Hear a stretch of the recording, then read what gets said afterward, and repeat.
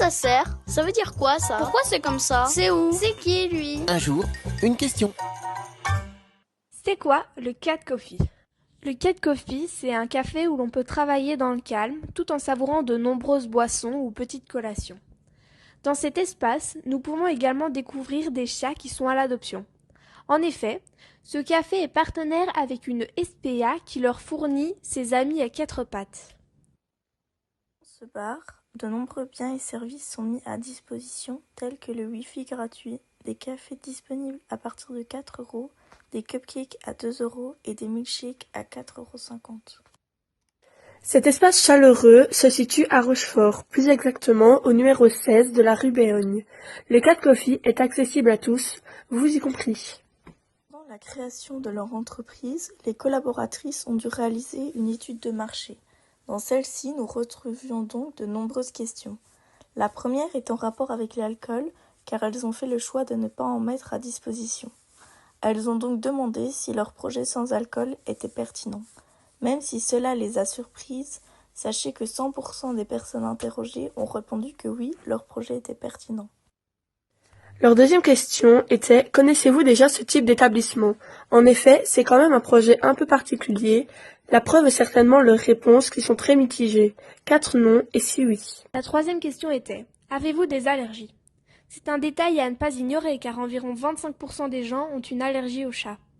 Cela est confirmé avec des réponses car il y a eu 4 oui et 6 non. Ça permet aux créatrices de l'entreprise de mettre à disposition des anti-allergéniques à l'entrée de leur bar. Ensuite, elles ont demandé si leur prix était raisonnable. Ceux-ci varient de 3 à 10 €. En effet, elles vendent des boissons maison ou originales et des petites collations qui sont légèrement plus chères que les boissons. En tout cas, 10 personnes ont dit que leur prix était raisonnable. L'information permet aux femmes de savoir s'il faut modifier les budgets ou non.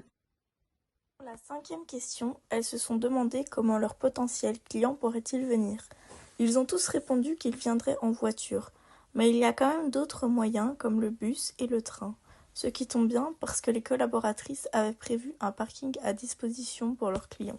Pour la sixième question, elles ont voulu optimiser leur café et donc demander s'ils avaient des idées pour améliorer l'endroit.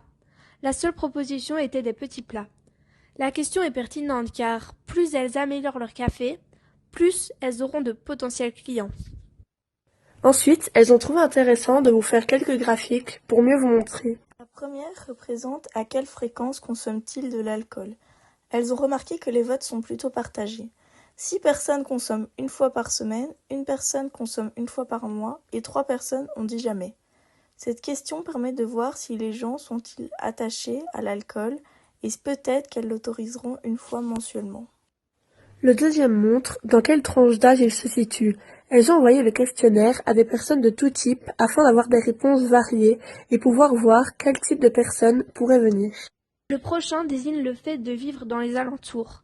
Elles ont pu voir que la plupart des gens vivent à plus de 10 km, ce qui signifie qu'ils habitent assez loin, mais cela reste raisonnable, donc le bâtiment est plutôt bien situé. Ensuite, elles ont demandé aux personnes participant au questionnaire la raison de leur venue dans le café.